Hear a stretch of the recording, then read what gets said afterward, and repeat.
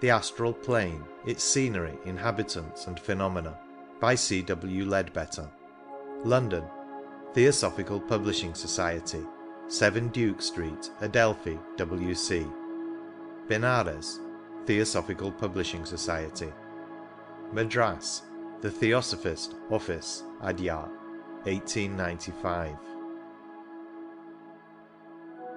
Inhabitants continued. 2. Non-human. Though it might have been thought fairly obvious even to the most casual glance that many of the terrestrial arrangements of nature which affect us most nearly have not been designed exclusively with a view to our comfort or even our ultimate advantage, it was yet probably unavoidable that the human race, at least in its childhood, should imagine that this world and everything it contains existed solely for its own use and benefit. Undoubtedly, we ought by this time to have grown out of that infantile delusion and realized our proper position and the duties that attach to it. That most of us have not yet done so is shown in a dozen ways in our daily life, notably by the atrocious cruelty habitually displayed towards the animal kingdom under the name of sport by many who probably consider themselves highly civilized people. Of course, the veriest tyro in the holy science of occultism knows that all life is sacred, and that without universal compassion there is no true progress. But it is only as he advances in his studies that he discovers how manifold evolution is, and how comparatively small a place humanity really fills in the economy of nature. It becomes clear to him that just as earth, air and water support myriads of forms of life, which, though invisible to the ordinary eye, are revealed to us by the microscope, so the higher planes connected with our earth have an equally dense population of whose existence we are ordinarily completely unconscious.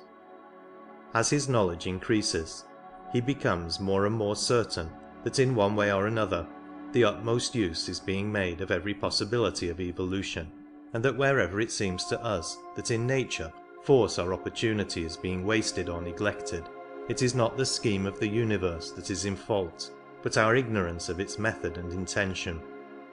For the purposes of our present consideration of the non-human inhabitants of the astral plane, it will be best to leave out of consideration those very early forms of the universal life which are evolving in a manner of which we can have little comprehension through the successive encasement of atoms, molecules and cells. For if we commence at the lowest of what are usually called the elemental kingdoms, we shall even then have to group together under this general heading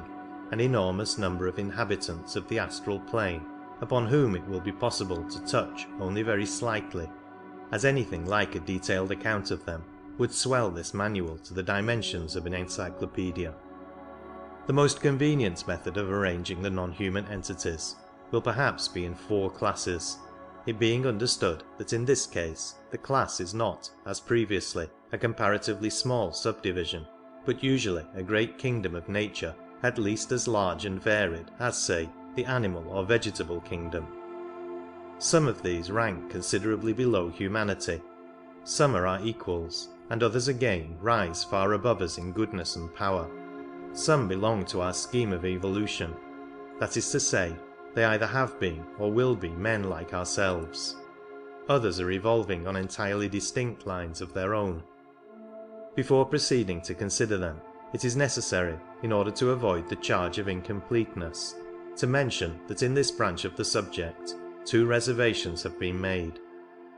First, no reference is made to the occasional appearances of very high adepts from other planets of the solar system, and of even more august visitors from a still greater distance, since such matters cannot fitly be described in an essay for general reading. And besides, it is practically inconceivable, though of course theoretically possible, that such glorified beings should ever need to manifest themselves on a plane so low as the astral. If for any reason they should wish to do so, the body appropriate to the plane would be temporarily created out of astral matter belonging to this planet, just as in the case of the Nirmanakaya. Secondly, quite outside of and entirely unconnected with the 4 classes into which we are dividing this section, There are two other great evolutions which at present share the use of this planet with humanity, but about them it is forbidden to give any particulars at this stage of the proceedings, as it is not apparently intended under ordinary circumstances either that they should be conscious of man's existence, or man of theirs. If we ever do come into contact with them, it will most probably be on the purely physical plane, for in any case their connection with our astral plane is of the slightest, since the only possibility of their appearance there depends upon an extremely improbable accident in an act of ceremonial magic, which fortunately only a few of the most advanced sorcerers know how to perform. Nevertheless, that improbable accident has happened at least once, and may happen again, so that, but for the prohibition above mentioned, it would have been necessary to include them in our list. 1. The elemental essence belonging to our own evolution.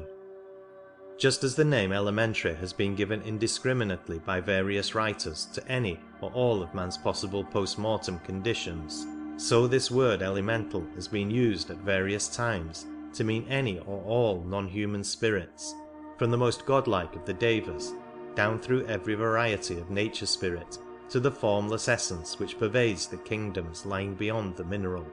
until, after reading several books, the student becomes absolutely bewildered by the contradictory statements made on the subject. For the purposes of this treatise, it will perhaps simplify matters to restrict its meaning to the last mentioned class only, and use it to denote the three great kingdoms which precede the mineral in the order of our evolution. It may be remembered that in one of the earlier letters from an adept teacher, these elemental kingdoms are referred to, and the statement is made that the first and second cannot readily be comprehended except by an initiate. Fortunately this, the most incomprehensible part of the vast subject, does not come within the province of this manual, as those first and second elemental kingdoms exist and function respectively upon the Arupa and the Rupa levels of the Devachanic plane. We have consequently to deal for the moment only with kingdom number 3, the one next before the mineral, though even that will be found to be quite sufficiently complicated, as will be understood when it is stated that it contains just over 2,400 perfectly distinct varieties of elemental essence, each of which the pupil who wishes to attain perfect control of the astral forces must learn not only to distinguish instantly at sight, but to deal with in its own special method and no other. Of course, phenomena of various sorts may be, and constantly are, produced by those who are able to wield only one or two of these forces, but the adept prefers to take the additional trouble requisite to understand all of them thoroughly, and uses in every case precisely the most appropriate force or combination of forces, so that his object may be attained with scientific accuracy and with the least possible expenditure of energy. To speak, as we so often do, of an elemental in connection with the group we are now considering is somewhat misleading, for strictly speaking there is no such thing. What we find is a vast store of elemental essence, wonderfully sensitive to the most fleeting human thought, responding with inconceivable delicacy in an infinitesimal fraction of a second to a vibration set up in it, even by an entirely unconscious exercise of human will or desire. But the moment that, by the influence of such thought or exercise of will, it is moulded into a living force, into something that may correctly be described as an elemental, it at once ceases to belong to the category we are discussing, and becomes a member of the artificial class. Even then, its separate existence is usually of the most evanescent character, and as soon as its impulse has worked itself out, it sinks back into the undifferentiated mass of that particular subdivision of elemental essence from which it came. It would be tedious to attempt to catalogue these subdivisions, and indeed, even if a list of them were made, it would be unintelligible, except to the practical student who can call them up before him and compare them. Some idea of the leading lines of classification can, however, be grasped without much trouble, and may prove of interest.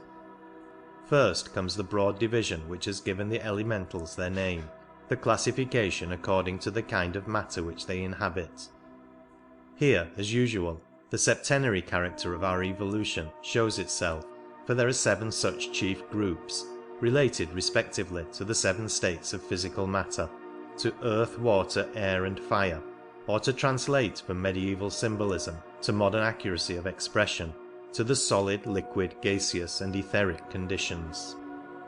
It has long been the custom to pity and despise the ignorance of the alchemists of the Middle Ages, because they gave the title of elements to substances which modern chemistry has discovered to be compounds. But in speaking of them thus slightingly, we have done them great injustice, for their knowledge on this subject was really wider, not narrower than ours. They may or may not have catalogued all the 60 or 70 substances which we now call elements, but they certainly did not apply that name to them, for their occult studies had taught them that in that sense of the word there was but one element, Akasha itself, of which these and all other forms of matter were but modifications, a truth which some of the greatest chemists of the present day are just beginning to suspect. The fact is that in this particular case our despised forefathers' analysis went several steps deeper than our own. They understood and were able to observe the ether, which modern science can only postulate as a necessity for its theories. They were aware that it consists of physical matter in 4 entirely distinct states above the gaseous, a fact which has not yet been rediscovered. They knew that all physical objects consisted of matter in one or other of these 7 states, and that into the composition of every organic body all 7 entered in a greater or lesser degree. Hence all their talk of fiery and watery humours, or elements, which seems so grotesque to us. It is obvious that they used the latter word simply as a synonym for constituent parts, without in the least degree intending it to connote the idea of substances which could not be further reduced. They knew also that each of these orders of matter served as an upadhi, or basis of manifestation for a great class of evolving monadic essence, and so they christened the essence elemental. What we have to try to realize then is that in every particle of solid matter, so long as it remains in that condition, there resides, to use the picturesque phraseology of medieval students, an earth elemental, that is, a certain amount of the living elemental essence appropriate to it, while equally in every particle of matter in the liquid, gaseous or etheric states, the water, air and fire elementals respectively inhere. It will be observed that this first broad division of the third of the elemental kingdoms is, so to speak, a horizontal one. That is to say, its respective classes stand in the relation of steps, each somewhat less material than the one below it, which ascends into it by almost imperceptible degrees, and it is easy to understand how each of these classes may again be divided horizontally into 7, since there are obviously many degrees of density among solids, liquids and gases. There is, however, what may be described as a perpendicular division also, and this is somewhat more difficult to comprehend, especially as great reserve is always maintained by occultists as to some of the facts which would be involved in a fuller explanation of it. Perhaps the clearest way to put what is permissible to say on the subject will be to state that in each of the horizontal classes and subclasses will be found 7 perfectly distinct types of elemental, the difference between them being no longer a question of degree of materiality, but rather of character and affinities. Each of these types so reacts upon the others that, though it is impossible for them ever to interchange their essence, in each of them 7 subtypes will be found to exist, distinguished by the colouring given to their original peculiarity by the influence which sways them most readily.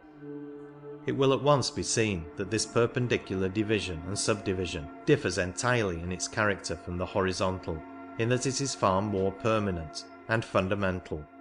For while it is the evolution of the elemental kingdom to pass with almost infinite slowness through its various horizontal classes and subclasses in succession, and thus to belong to them all in turn, this is not so with regard to the types and subtypes, which remain unchangeable all the way through. A point which must never be lost sight of in endeavouring to understand this elemental evolution is that it is taking place on what is sometimes called the downward curve of the arc. That is to say, it is progressing towards the complete entanglement in matter which we witness in the mineral kingdom, instead of away from it, as is most other evolution of which we know anything, and this fact sometimes gives it a curiously inverted appearance in our eyes, until we thoroughly grasp its object. In spite of these manifold subdivisions, there are certain properties which are possessed in common by all varieties of this strange living essence, but even these are so entirely different from any with which we are familiar on the physical plane, that it is exceedingly difficult to explain them to those who cannot themselves see it in action. Let it be premised, then, that when any portion of this essence remains for a few moments entirely unaffected by any outside influence, a condition, by the way, which is hardly ever realized, it is absolutely without any definite form of its own, though even then its motion is rapid and ceaseless. But on the slightest disturbance, set up perhaps by some passing thought current, it flashes into a bewildering confusion of restless, ever-changing shapes, which form, rush about, and disappear with the rapidity of the bubbles on the surface of boiling water. These evanescent shapes,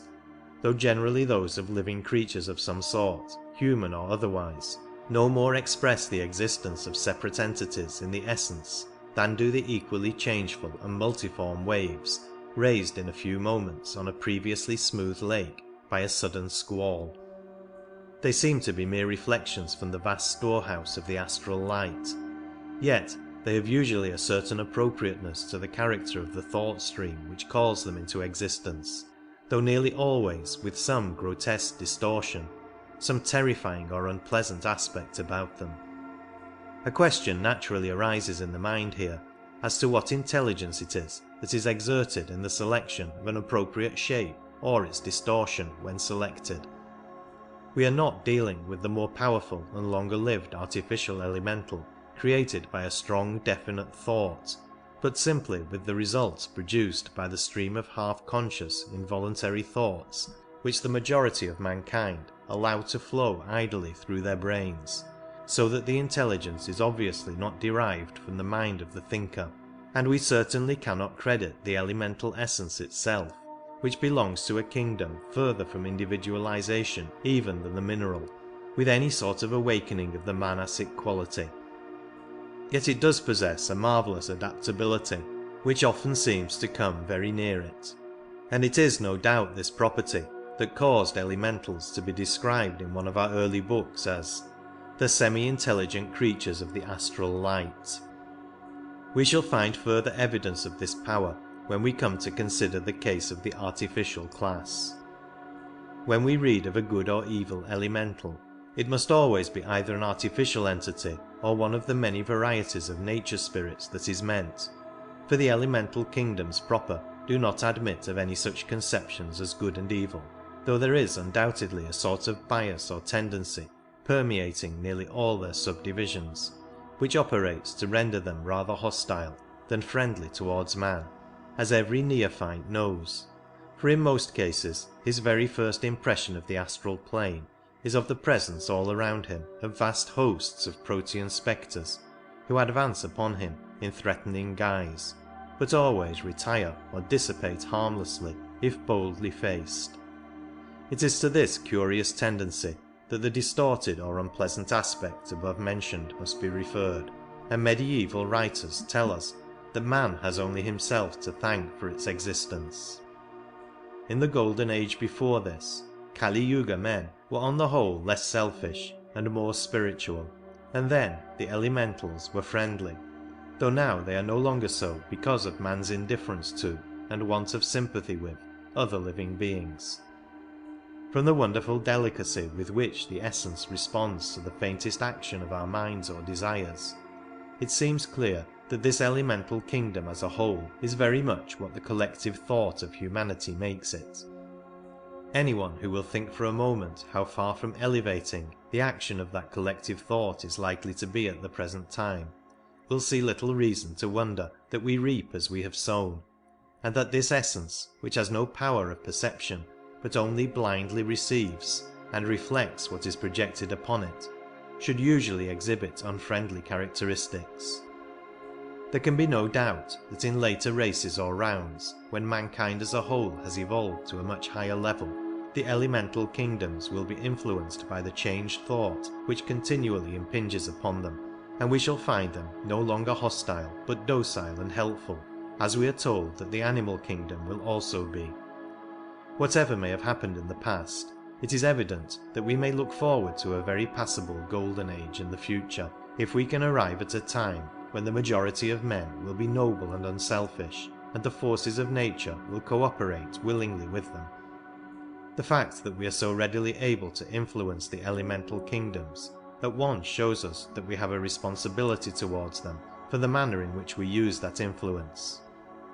Indeed, when we consider the conditions under which they exist, it is obvious that the effect produced upon them by the thoughts and desires of all intelligent creatures inhabiting the same world with them must have been calculated upon in the scheme of our system as a factor in their evolution. In spite of the consistent teaching of all the great religions, the mass of mankind is still utterly regardless of its responsibility on the thought plane. If a man can flatter himself that his words and deeds have been harmless to others, he believes that he has done all that can be required of him, quite oblivious of the fact that he may for years have been exercising a narrowing and debasing influence on the minds of those about him, and filling surrounding space with the unlovely creations of a sordid mind. A still more serious aspect of this question will come before us when we discuss the artificial elemental, but in regard to the essence, it will be sufficient to state that we undoubtedly have the power to accelerate or delay its evolution, according to the use which consciously or unconsciously we are continually making of it. It would be hopeless within the limits of such a treatise as this to attempt to explain the different uses to which the forces inherent in the manifold varieties of this elemental essence can be put by one who has been trained in their management. The vast majority of magical ceremonies depend almost entirely upon its manipulation, either directly by the will of the magician or by some more definite astral entity evoked by him for that purpose. By its means, nearly all the physical phenomena of the séance room are produced, and it is also the agent in most cases of stone throwing or bell ringing in haunted houses, such results as these latter being brought about either by blundering efforts to attract attention made by some earthbound human entity, or by the mere mischievous pranks of some of the minor nature spirits belonging to our third class. But the elemental must never be thought of as itself a prime mover. It is simply a latent force which needs an external power to set it in motion. It may be noted that although all classes of the essence have the power of reflecting images from the astral light as described above, there are varieties which receive certain impressions much more readily than others, which have, as it were, favourite forms of their own into which, upon disturbance, they would naturally flow, unless absolutely forced into some other, and such shapes tend to be a trifle less evanescent than usual. Before leaving this branch of the subject, it may be well to warn the student against the confusion of thought into which some have fallen, through failing to distinguish this elemental essence which we have been considering from the monadic essence manifesting through the mineral kingdom. It must be borne in mind that monadic essence at one stage of its evolution towards humanity manifests through the elemental kingdom, while at a later stage it manifests through the mineral kingdom.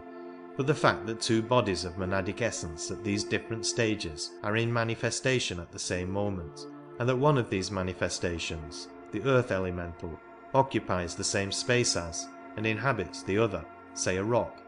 in no way interferes with the evolution either of one or the other, nor does it imply any relation between the bodies of monadic essence lying within both. The rock will also be permeated by its appropriate variety of the omnipresent jiva or life principle, but that of course is again totally distinct from either of the essences above mentioned.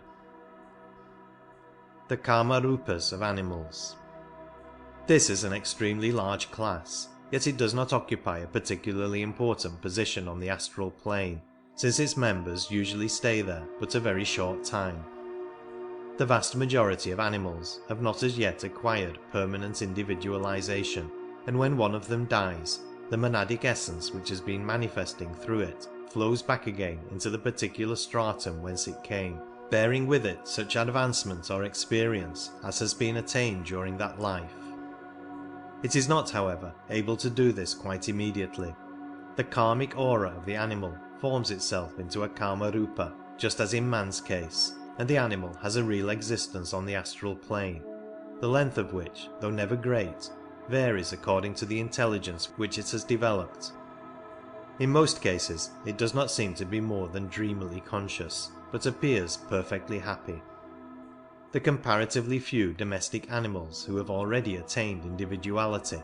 and will therefore be reborn no more as animals in this world, have a much longer and much more vivid life in Kamaloka than their less advanced fellows, and at the end of it sink gradually into a subjective condition which is likely to last for a very considerable period.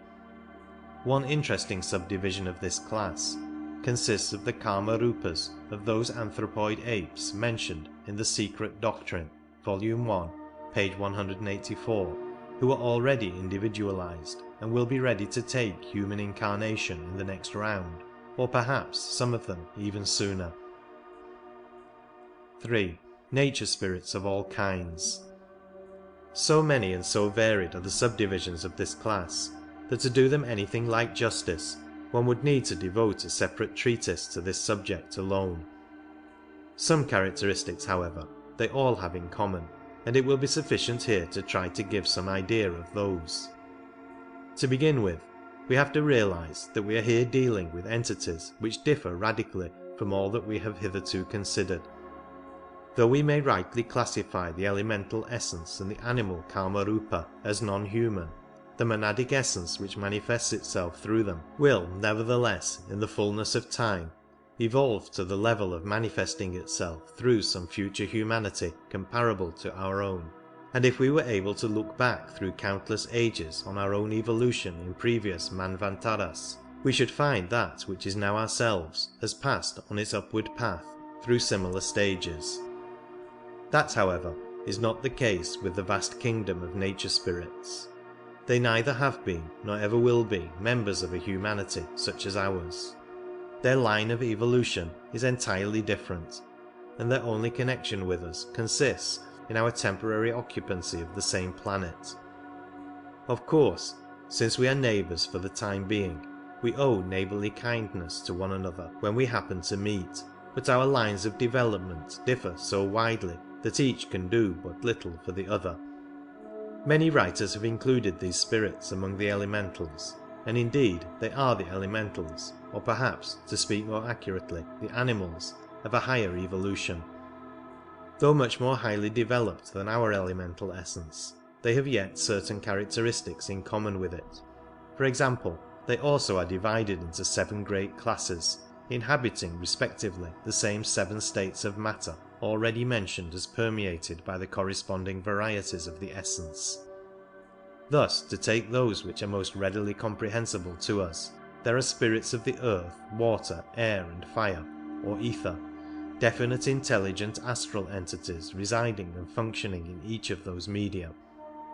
It may be asked how it is possible for any kind of creature to inhabit the solid substance of a rock or of the crust of the earth. The answer is that since the nature spirits are formed of astral matter, the substance of the rock is no hindrance to their motion or their vision, and furthermore, physical matter in its solid state is their natural element, the only one to which they are accustomed and in which they feel at home. The same is of course true of those who live in water, air or ether. In medieval literature, these earth spirits are often called gnomes, while the water spirits are spoken of as undines, the air spirits as sylphs, and the ether spirits as salamanders. In popular language they are known by many names: fairies, pixies, elves, brownies, peris, jinns, trolls, satyrs, fauns, kobolds, imps, goblins, good people, etc., some of these titles being applied only to one variety, and others indiscriminately to all. Their forms are many and various, but most frequently human in shape and somewhat diminutive in size. Like almost all inhabitants of the astral plane, they are able to assume any appearance at will, but they undoubtedly have definite forms of their own, or perhaps we should rather say favourite forms, which they wear when they have no special object in taking any other. Of course, under ordinary conditions they are not visible to physical sight at all, but they have the power of making themselves so by materialization when they wish to be seen. There are an immense number of subdivisions or races among them, and individuals of these subdivisions differ in intelligence and disposition precisely as human beings do. The great majority of them apparently prefer to avoid man altogether.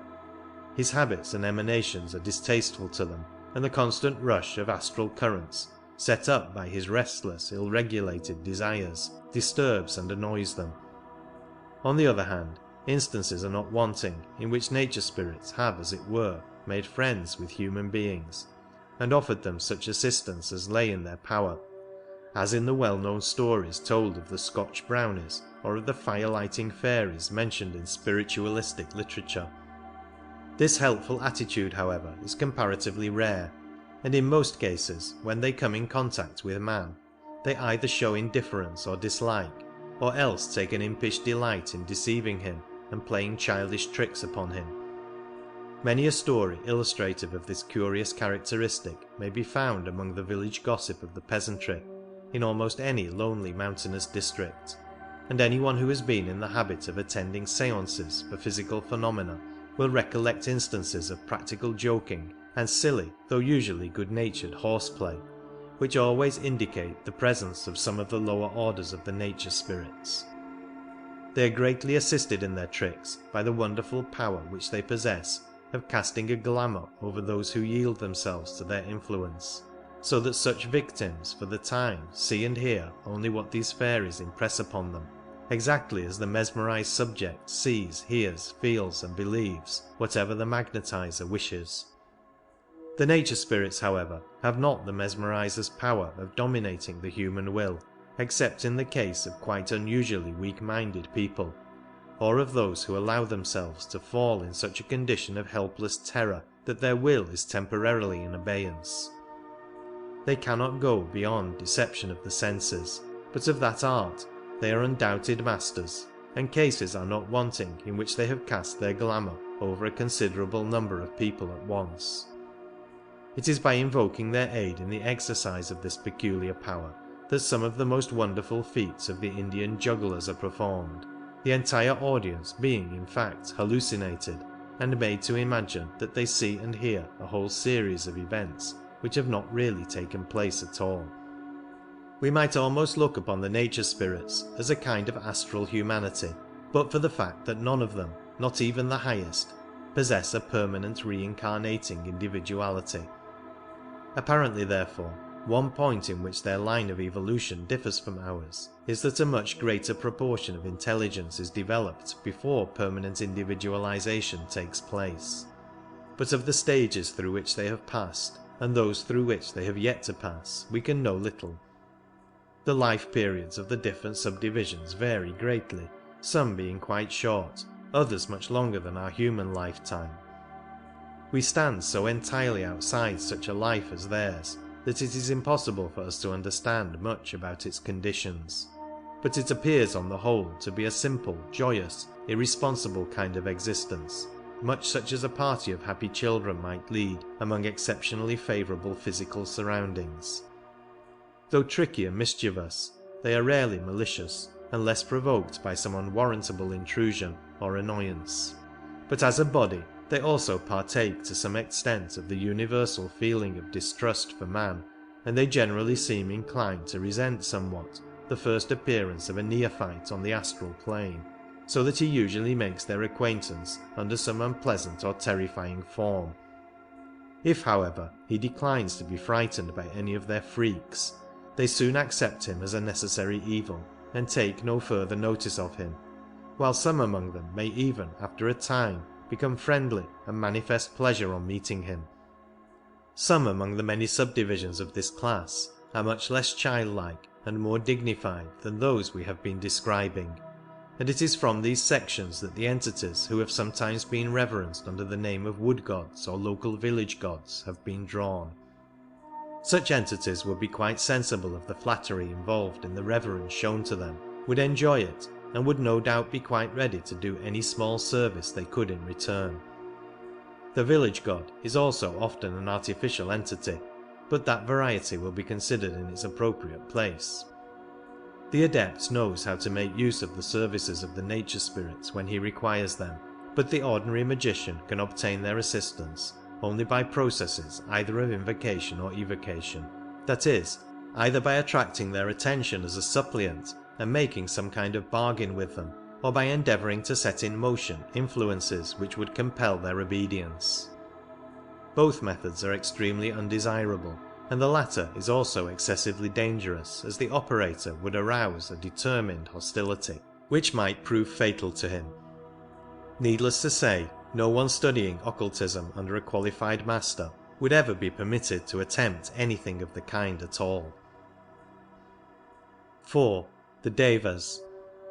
The highest system of evolution connected with this earth, so far as we know, is that of the beings whom Hindus call the Devas, and who have elsewhere been spoken of as angels, sons of God, etc. They may in fact be regarded as a kingdom lying next above humanity, in the same way as humanity in turn lies next above the animal kingdom, but with this important difference, that while for an animal there is no possibility of evolution through any kingdom but the human, man, when he attains a certain high level, finds various paths of advancement opening before him, of which this great Deva evolution is only one. In comparison with the sublime renunciation of the Nirmanakaya, the acceptance of this line of evolution is sometimes spoken of in the books as yielding to the temptation to become a god, but it must not be inferred from this expression that any shadow of blame attaches to the man who makes this choice. The path he selects is not the shortest, but it is nevertheless a very noble one, and if his developed intuition impels him towards it, it is probably the one best suited for his capacities. We must never forget that in spiritual as in physical climbing, it is not everyone who can bear the strain of the steeper path. There may be many for whom what seems the slower way is the only one possible, and we should indeed be unworthy followers of the great teachers if we allowed our ignorance to betray us into the slightest thought of despisal towards those whose choice differs from our own. However confident that ignorance of the difficulties of the future may allow us to feel now, it is impossible for us to tell at this stage what we shall find ourselves able to do when, after many lives of patient striving, we have earned the right to choose our own future, and indeed, even those who yield to the temptation to become gods have a sufficiently glorious career before them, as will presently be seen. To avoid possible misunderstanding, it may be mentioned, par parenthèse, that there is another and entirely evil sense sometimes attached in the books to this phrase of becoming a god, but in that form it certainly could never be any kind of temptation to the developed man, and in any case it is altogether foreign to our present subject. In Oriental literature, this word Deva is frequently used vaguely to mean almost any kind of non-human entity, so that it would often include Dhyan Chauhans on the one hand, and nature spirits and artificial elementals on the other. Here, however, its use will be restricted to the magnificent evolution which we are now considering. Though connected with this earth, the Devas are by no means confined to it, for the whole of our present chain of 7 worlds is as one world to them, their evolution being through a grand system of 7 chains. Their hosts have hitherto been recruited chiefly from other humanities in the solar system, some lower and some higher than ours, since but a very small portion of our own has as yet reached the level at which for us it is possible to join them. But it seems certain that some of their very numerous classes have not passed in their upward progress through any humanity at all comparable to ours. It is not possible for us at present to understand very much about them, but it is clear that what may be described as the aim of their evolution is considerably higher than ours, that is to say, while the object of our human evolution is to raise the successful portion of humanity to a certain degree of occult development by the end of the 7th round,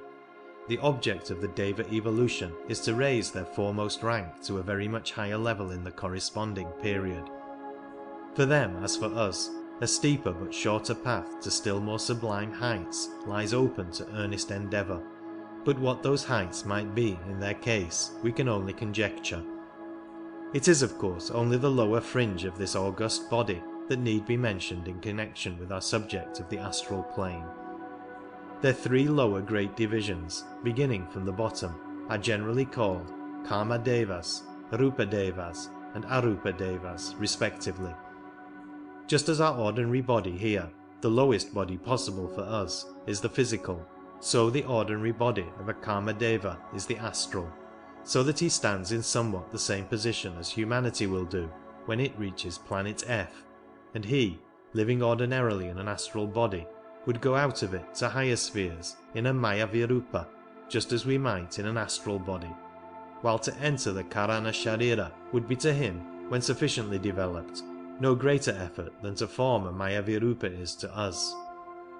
In the same way, the Rupa Deva's ordinary body would be the Maya Virupa, since his habitat is on the 4 lower or Rupa levels of the spiritual state, which we usually call Devachan, while the Arupa Deva belongs to the 3 higher levels of that plane, and owns no nearer approach to a body than the Karana Sharira.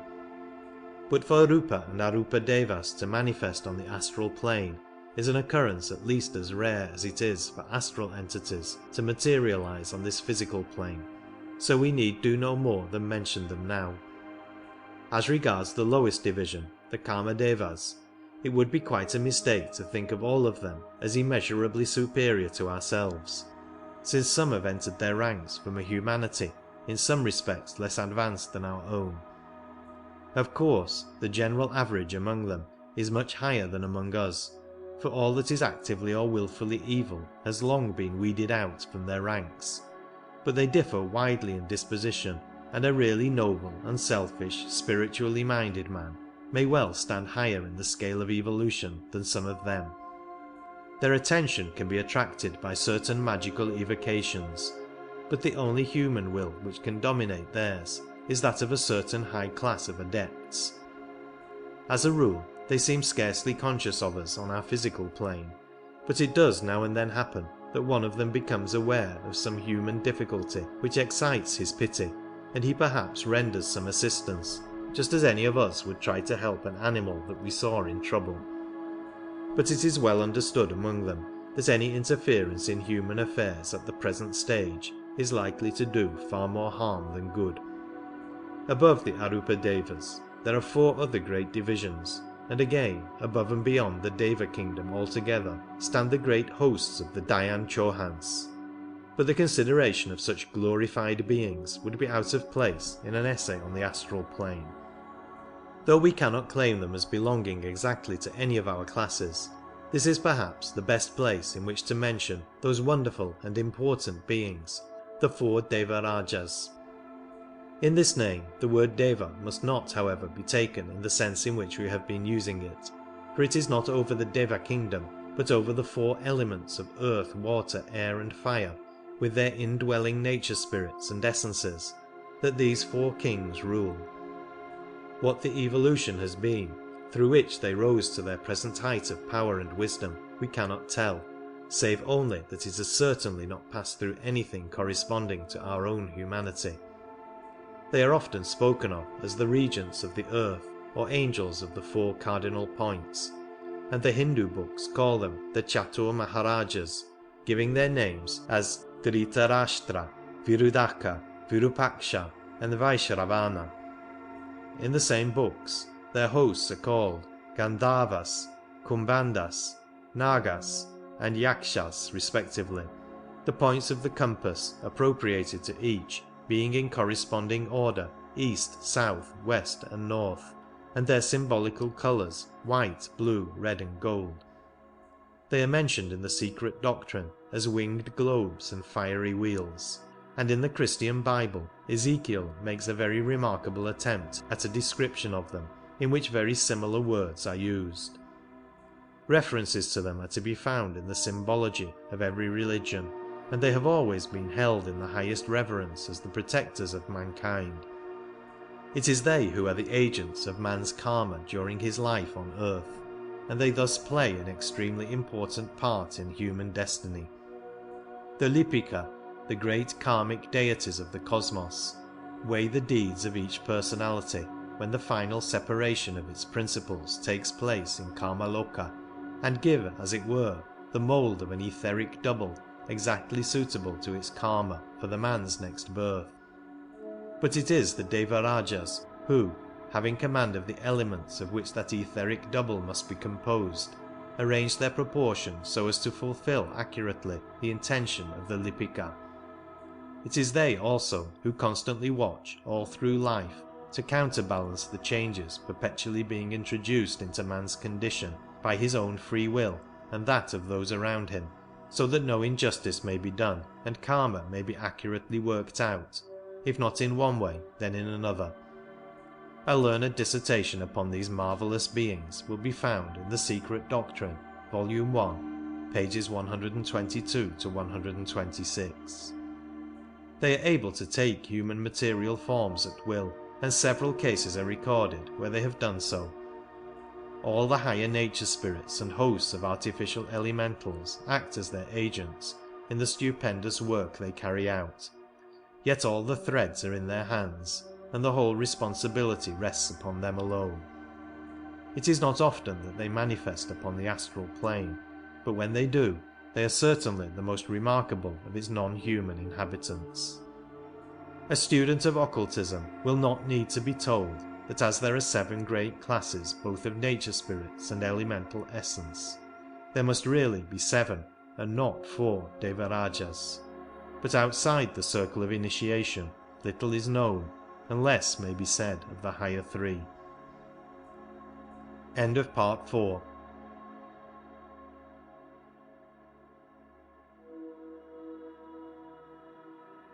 Inhabitants continued. 3. Artificial. This, the largest class of astral entities, is also much the most important to man. Being entirely his own creation, it is interrelated with him by the closest karmic bonds, and its action upon him is direct and incessant. It is an enormous inchoate mass of semi-intelligent entities, differing among themselves as human thoughts differ, and practically incapable of anything like classification or arrangement.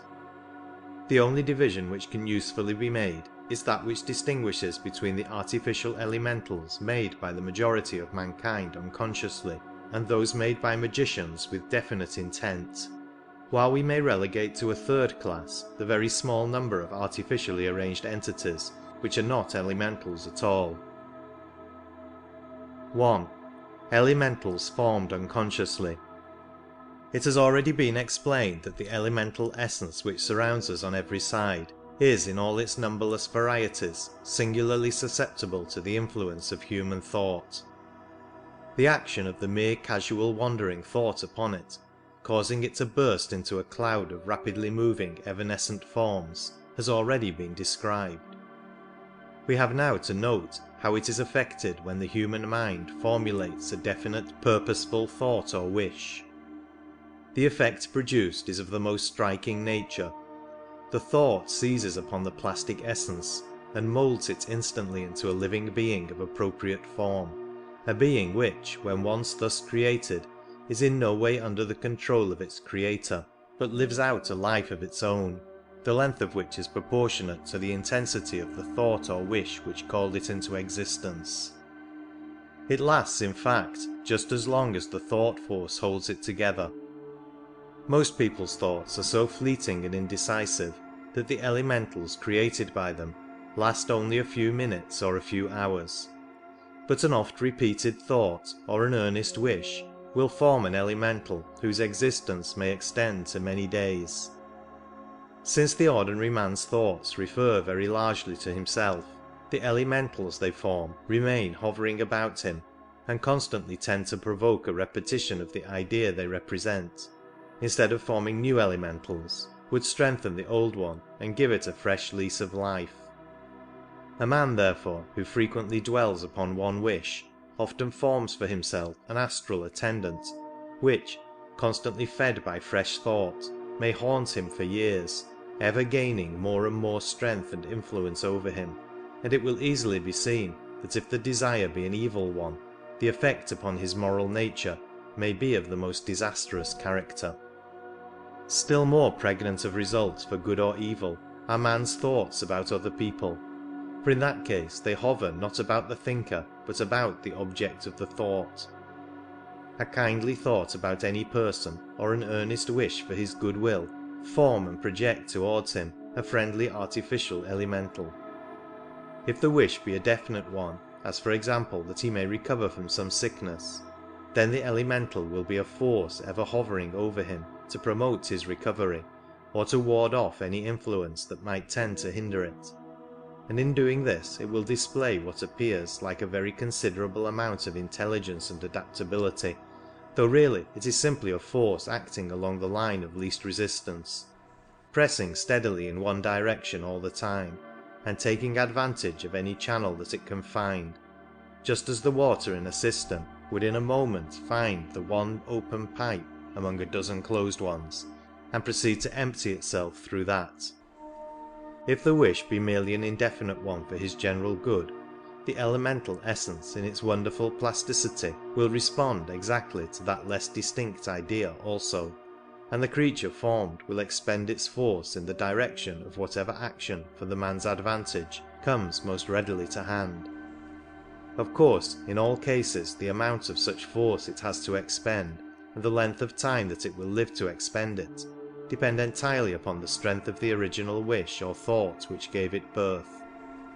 Though it must be remembered that it can be, as it were, fed and strengthened, and its life period protracted by other good wishes or friendly thoughts projected in the same direction. Furthermore, it appears to be actuated, like most other beings, by an instinctive desire to prolong its life, and thus reacts on its creator as a force constantly tending to provoke the renewal of the feeling which called it into existence. It also influences in a similar manner others with whom it comes into contact, though its rapport with them is naturally not so perfect. All that has been said as to the effects of good wishes and friendly thoughts is also true in the opposite direction of evil wishes and angry thoughts, and considering the amount of envy, hatred, malice, and all uncharitableness that exists in the world, it will be readily understood that among the artificial elementals many terrible creatures are to be seen. A man whose thoughts or desires are spiteful, brutal, sensual, avaricious, moves through the world carrying with him everywhere a pestiferous atmosphere of his own, peopled with the loathsome beings he has created to be his companions, and thus is not only in sadly evil case himself, but is a dangerous nuisance to his fellow men, subjecting all who have the misfortune to come into contact with him to the risk of moral contagion from the influence of the abominations with which he chooses to surround himself. A feeling of envious or jealous hatred towards another person will send an evil elemental to hover over him and seek for a weak point through which it can operate, and if the feeling be a persistent one, such a creature may be continually nourished by it, and thereby enabled to protract its undesirable activity for a very long period.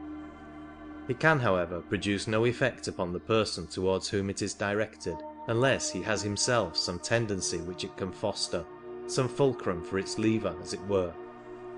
From the aura of a man of pure thought and good life, all such influences at once rebound, finding nothing upon which they can fasten, and in that case, by a very curious law, they react in all their force upon their original creator. In him, by the hypothesis, they find a very congenial sphere of action, and thus the karma of his evil wish works itself out at once by means of the very entity which he himself has called into existence. It occasionally happens, however, that an artificial elemental of this description is for various reasons unable to expend its force either upon its object or its creator, and in such cases it becomes a kind of wandering demon, readily attracted by any person who indulges feelings similar to that which gave it birth, and equally prepared either to stimulate such feelings in him for the sake of the strength it may gain for them, or to pour out its store of evil influence upon him through any opening which he may offer it. If it is sufficiently powerful to seize upon and inhabit some passing shell, it frequently does so, as the possession of such a temporary home enables it to husband its dreadful resources more carefully. In this form it may manifest through a medium, and by masquerading as some well-known friend, may sometimes obtain an influence over people upon whom it would otherwise have little hold. What has been written above will serve to enforce the statement already made as to the importance of maintaining a strict control over our thoughts. Many a well-meaning man who is scrupulously careful to do his duty towards his neighbour in word and deed is apt to consider that his thoughts at least are nobody's business but his own, and so lets them run riot in various directions, utterly unconscious of the swarms of baleful creatures he is launching upon the world. To such a man, an accurate comprehension of the effect of thought and desire in producing artificial elementals would come as a horrifying revelation.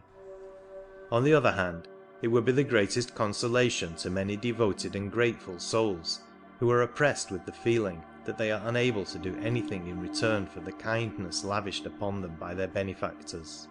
For friendly thoughts and earnest good wishes are as easily and as effectually formulated by the poorest as by the richest,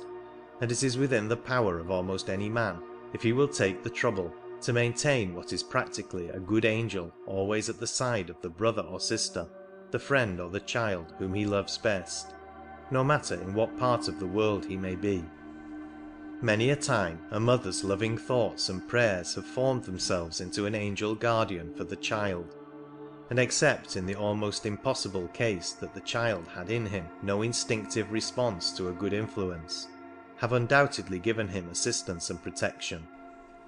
Such guardians may often be seen by clairvoyant vision, and there have even been cases where one of them has had sufficient strength to materialize and become for the moment visible to physical sight.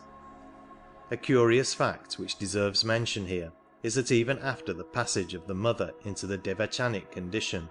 the love which she pours out upon the children she thinks of as surrounding her will react upon the real children still living in this world, and will often support the guardian elemental which she created while on earth, until her dear ones themselves pass away in turn. As Madame Blavatsky remarks, her love will always be felt by the children in the flesh. It will manifest in their dreams, and often in various events, in providential protections and escapes. For love is a strong shield, and is not limited by space or time. Key to Theosophy, page 150. All the stories of the intervention of guardian angels must not, however, be attributed to the action of artificial elementals, for in many cases such angels have been the souls of either living or recently departed human beings, and they have also occasionally, though rarely, been devas.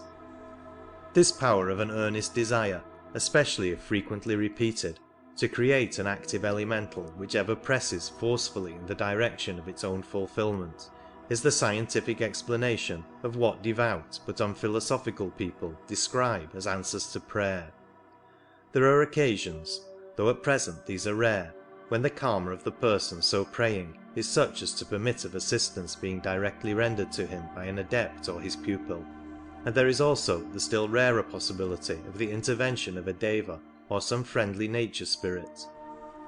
But in all these cases the easiest and most obvious form for such assistance to take would be the strengthening and the intelligent direction of the elemental already formed by the wish. A very curious and instructive instance of the extreme persistence of these artificial elementals under favourable circumstances came under the notice of one of our investigators quite recently. All readers of the literature of such subjects are aware that many of our ancient families are supposed to have associated with them a traditional death warning, a phenomenon of one kind or another which foretells, usually some days beforehand, the approaching decease of the head of the house. A picturesque example of this is the well-known story of the White Bird of the Oxenhams, whose appearance has ever since the time of Queen Elizabeth being recognised as a sure presage of the death of some member of the family, while another is the spectral coach which is reported to drive up to the door of a certain castle in the north when a similar calamity is impending. A phenomenon of this order occurs in connection with the family of one of our members, but it is of a much commoner and less striking type than either of the above, consisting only of a solemn and impressive strain of dirge-like music, which is heard apparently floating in the air 3 days before the death takes place. Our member, having himself twice heard this mystic sound, finding its warning in both cases quite accurate, and knowing also that according to family tradition the same thing had been happening for several centuries, set himself to seek by occult methods for the cause underlying so strange a phenomenon. The result was unexpected but interesting. It appeared that somewhere in the 12th century the head of the family went to the Crusades, like many another valiant man, and took with him to win his spurs in the sacred cause his youngest and favourite son, a promising youth whose success in life was the dearest wish of his father's heart. Unhappily, however, the young man was killed in battle, and the father was plunged into the depths of despair, lamenting not only the loss of his son, but still more the fact that he was cut off so suddenly in the full flush of careless and not altogether blameless youth. So poignant indeed were the old man's feelings that he cast off his knightly armour and joined one of the great monastic orders, vowing to devote all the remainder of his life to prayer, first for the soul of his son, and secondly that henceforward no descendant of his might ever again encounter what seemed to his simple and pious mind the terrible danger of meeting death unprepared. Day after day for many a year he poured all the energy of his soul into the channel of that one intense wish, firmly believing that somehow or other the result he so earnestly desired would be brought about. A student of occultism will have little difficulty in deciding what would be the effect of such a definite and long-continued stream of thought. Our knightly monk created an artificial elemental of immense power and resourcefulness for its own particular object, and accumulated within it a store of force which would enable it to carry out his wishes for an indefinite period. An elemental is a perfect storage battery, one from which there is practically no leakage, and when we remember what its original strength must have been, and how comparatively rarely it would be called upon to put it forth, we shall scarcely wonder that even now it exhibits unimpaired vitality, and still warns the direct descendants of the old Crusader of their approaching doom, by repeating in their ears the strange wailing music which was the dirge of a young and valiant soldier 700 years ago in Palestine. 2. Elementals formed consciously. Since such results as have been described above have been achieved by the thought force of men who were entirely in the dark as to what they were doing, it will readily be imagined that a magician who understands the subject, and can see exactly what effect he is producing, may wield immense power along these lines.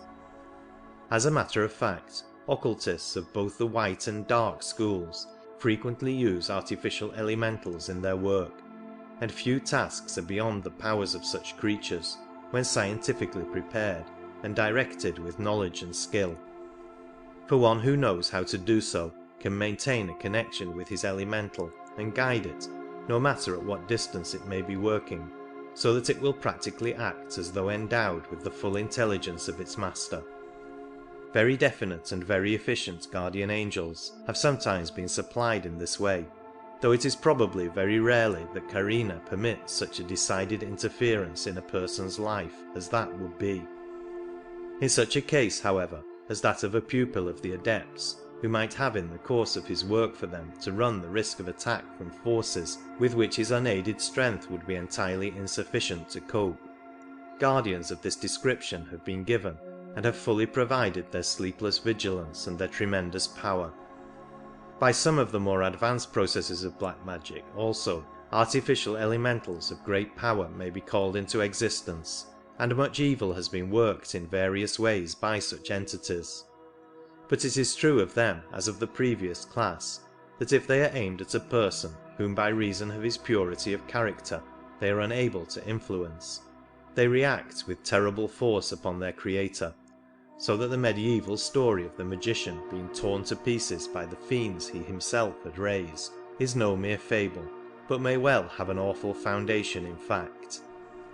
Such creatures occasionally, for various reasons, escape from the control of those who are trying to make use of them, and become wandering and aimless demons, as do some of those mentioned under the previous heading under similar circumstances. But those that we are considering, having much more intelligence and power, and a much longer existence, are proportionately more dangerous. They invariably seek for means of prolonging their life, either by feeding like vampires upon the vitality of human beings, or by influencing them to make offerings to them, and among simple half-savage tribes they have frequently succeeded by judicious management in getting themselves recognized as village or family gods.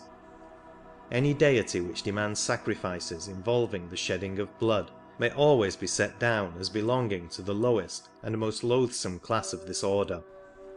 Other less objectionable types are sometimes content with offerings of rice and cooked food of various kinds. There are parts of India where both these varieties may be found flourishing even at the present day, and in Africa they are probably comparatively numerous.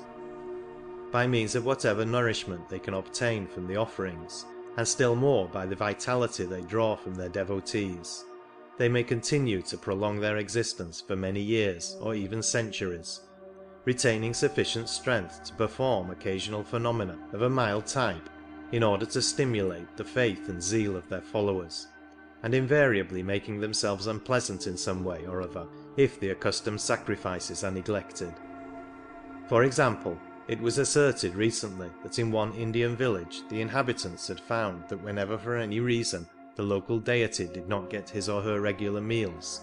spontaneous fires began to break out with alarming frequency among the cottages, sometimes 3 or 4 simultaneously, in cases where they declared it was impossible to suspect human agency. And other stories of a more or less similar nature will no doubt recur to the memory of any reader who knows something of the out-of-the-way corners of that most wonderful of all countries. The art of manufacturing artificial elementals of extreme virulence and power seems to have been one of the specialities of the magicians of Atlantis, the Lords of the Dark Face. One example of their capabilities in this line is given in The Secret Doctrine, Volume 2, page 427, where we read of the wonderful speaking animals who had to be quieted by an offering of blood, lest they should awaken their masters and warn them of the impending destruction.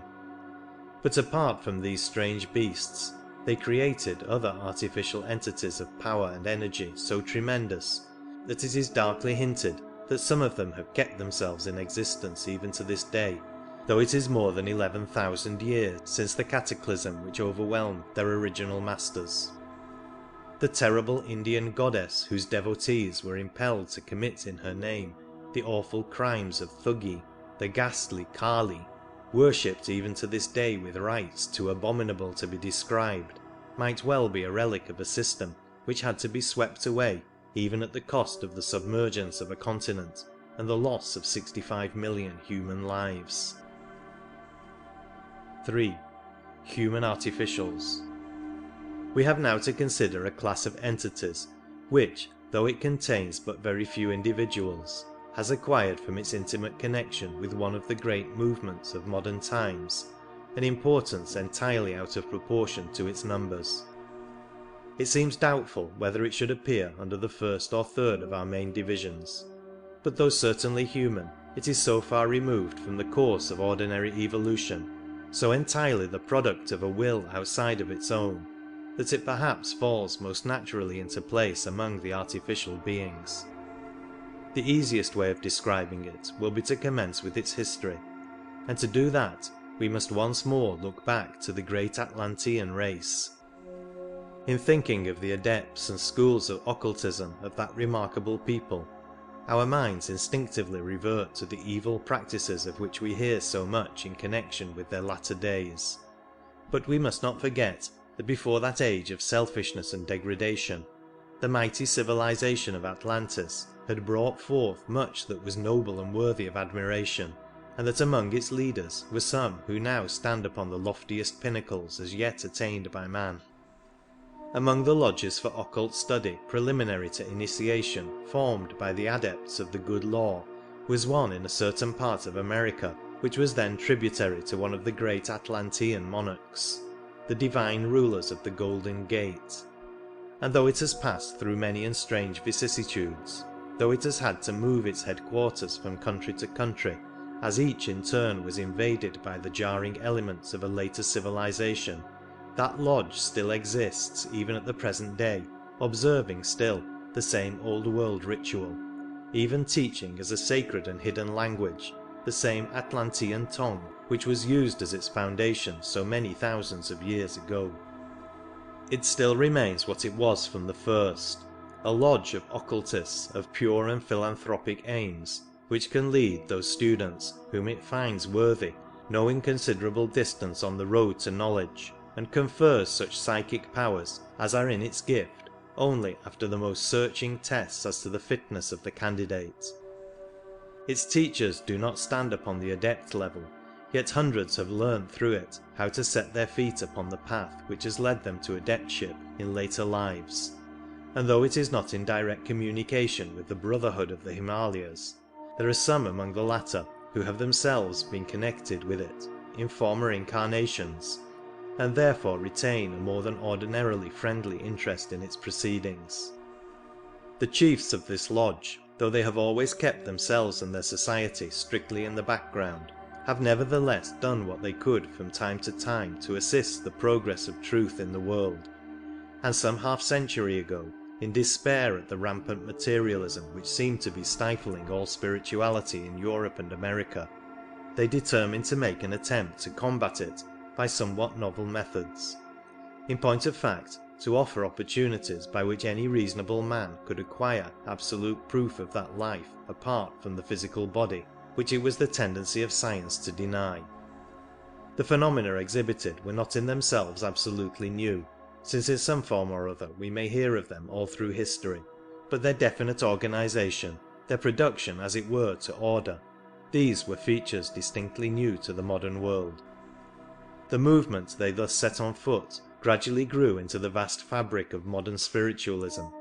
and though it would perhaps be unfair to hold the originators of the scheme directly responsible for many of the results which have followed,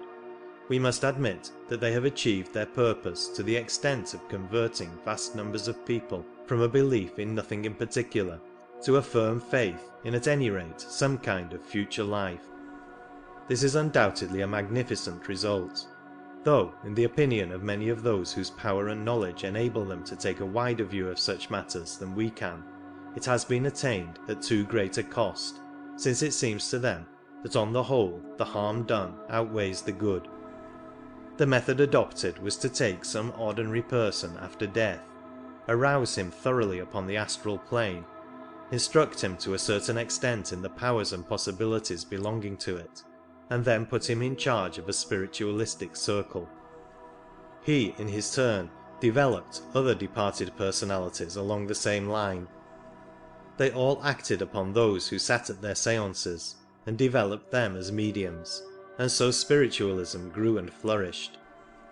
No doubt living members of the original lodge occasionally manifested themselves in astral form at some of the circles. Perhaps they may do so even now, but in most cases they simply gave such direction and guidance as they considered necessary to the persons they had put in charge. There is little doubt that the movement increased so much more rapidly than they had expected, that it soon got quite beyond their control, so that, as has been said, for many of the later developments they can only be held indirectly responsible.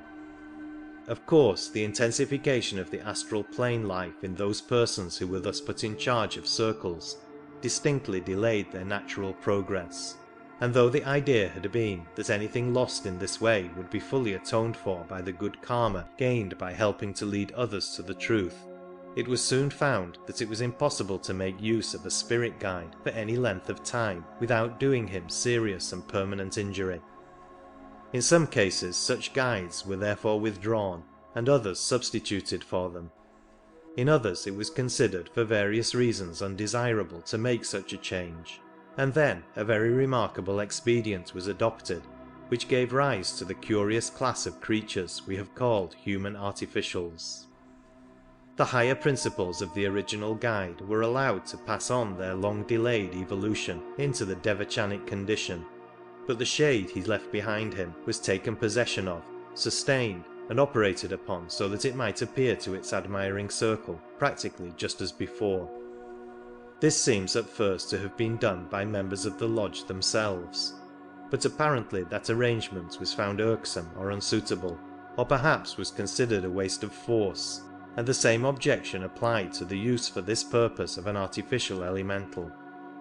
So it was eventually decided that the departed person who would have been appointed to succeed the late spirit guide should still do so, but should take possession of the latter's shade or shell, and in fact simply wear his appearance. It is said that some members of the lodge objected to this on the ground that though the purpose might be entirely good, a certain amount of deception was involved.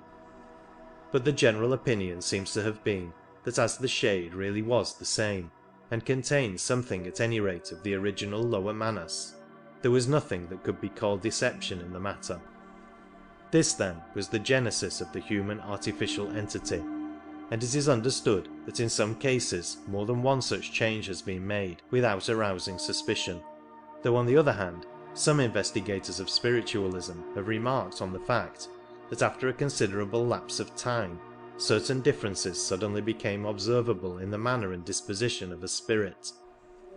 It is needless to say that none of the Adept Brotherhood has ever approved of the formation of an artificial entity of this sort, though they could not interfere with anyone who thought it right to take such a course. A weak point in the arrangement is that many others besides the original lodge may adopt this plan, and there is nothing whatever to prevent black magicians from supplying communicating spirits, as indeed they have been known to do. With this class we conclude our survey of the inhabitants of the astral plane. With the reservations specially made some few pages back, the catalogue may be taken as a fairly complete one, but it must once more be emphasized that this treatise claims only to sketch the merest outline of a very vast subject, the detailed elaboration of which would need a lifetime of study and hard work. End of Part 5.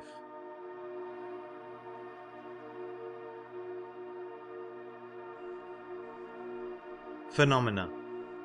Though in the course of this paper various superphysical phenomena have been mentioned and to some extent explained, it will perhaps before concluding be desirable so far to recapitulate as to give a list of those which are most frequently met with by the student of these subjects, and to show by which of the agencies we have attempted to describe they are usually caused. The resources of the astral world, however, are so varied that almost any phenomenon with which we are acquainted can be produced in several different ways, so that it is only possible to lay down general rules in the matter. Apparitions or ghosts furnish a very good instance of the remark just made, but in the loose manner in which the words are ordinarily used, they may stand for almost any inhabitant of the astral plane. Of course, psychically developed people are constantly seeing such things, but for an ordinary person to see a ghost, as the common expression runs, one of two things must happen. Either that ghost must materialize, or that person must have a temporary flash of psychic perception. But for the fact that neither of these events is a common one, ghosts would be met with in our streets as frequently as living people.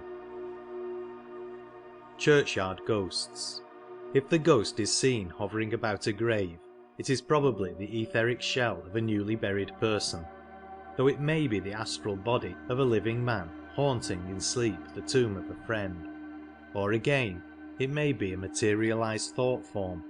that is, an artificial elemental created by the energy with which a man thinks of himself as present in that particular spot. These varieties would be easily distinguishable one from the other by anyone accustomed to use astral vision, but an unpractised person would be quite likely to call them all, vaguely, ghosts. Apparitions at the time of death are by no means uncommon, and are very often really visits paid by the astral form of the dying man just before what we elect to call the moment of dissolution, though here again they are quite likely to be thought forms called into being by his earnest wish to see some friend once more before he passes into an unfamiliar condition. Haunted localities. Apparitions at the spot where some crime was committed are usually thought forms projected by the criminal, who, whether living or dead, but most especially when dead, is perpetually thinking over again and again the circumstances of his action. And since these thoughts are naturally specially vivid in his mind on the anniversary of the original crime, it is often only on that occasion that the artificial elementals he creates are strong enough to materialize themselves to ordinary sight, a fact which accounts for the periodicity of some manifestations of this class. Another point in reference to such phenomena is that wherever any tremendous mental disturbance has taken place, wherever overwhelming terror, pain, sorrow, hatred, or indeed any kind of intense passion has been felt,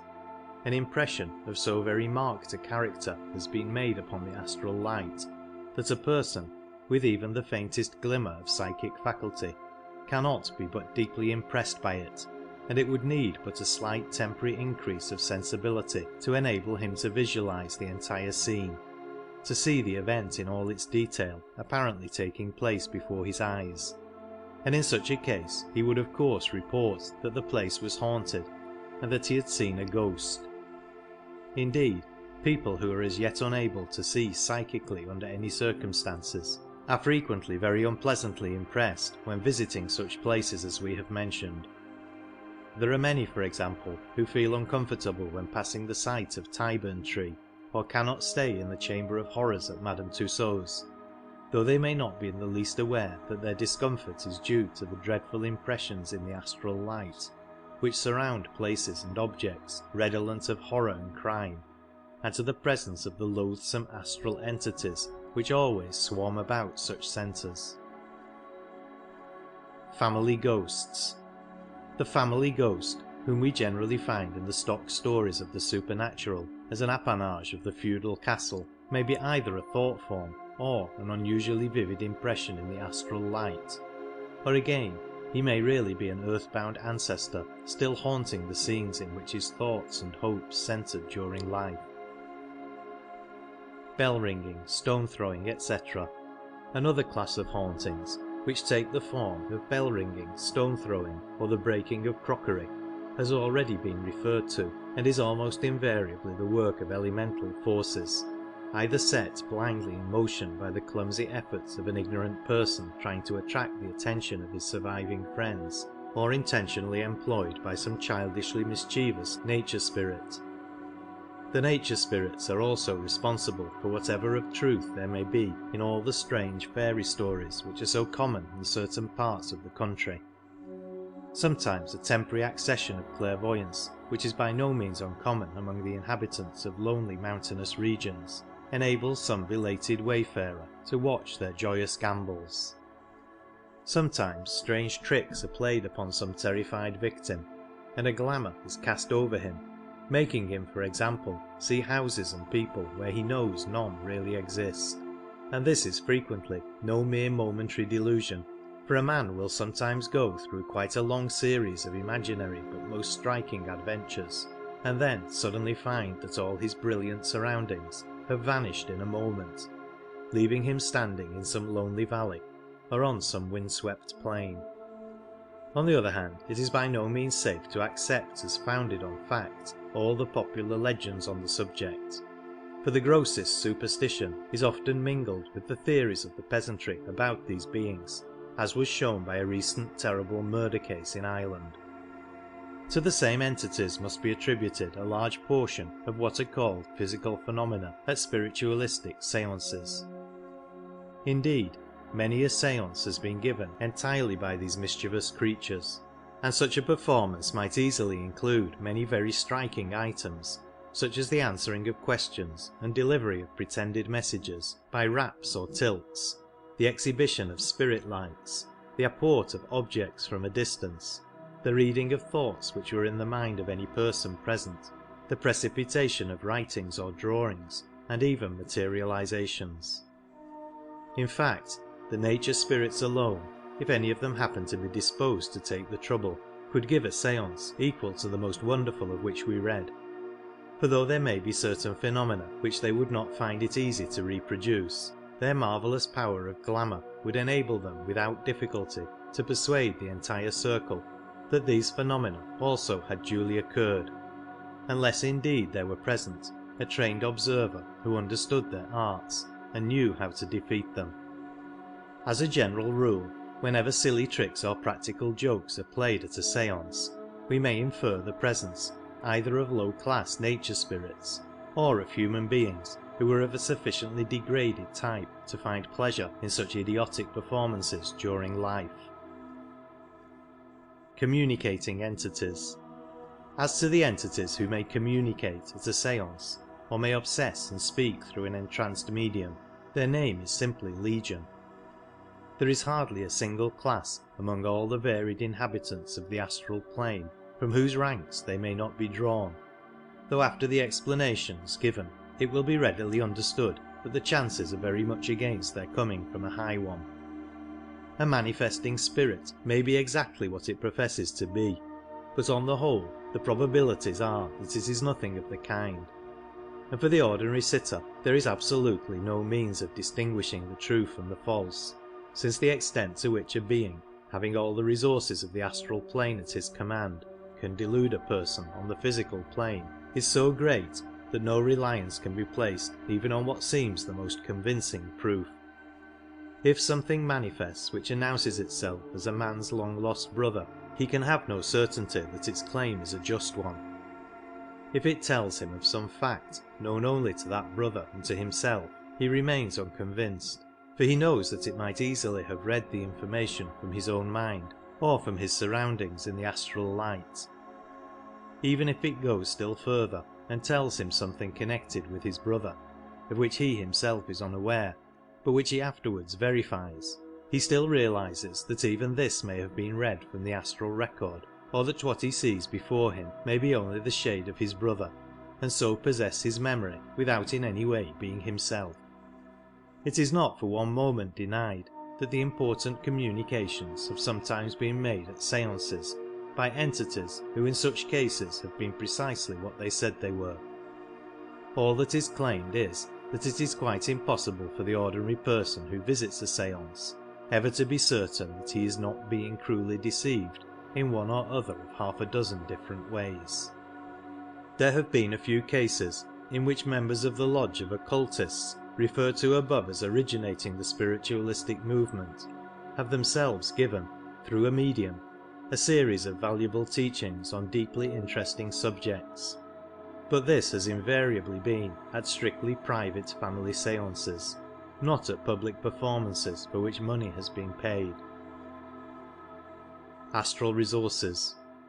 To understand the methods by which a large class of physical phenomena are produced, it is necessary to have some comprehension of the various resources mentioned above which a person functioning on the astral plane finds at his command,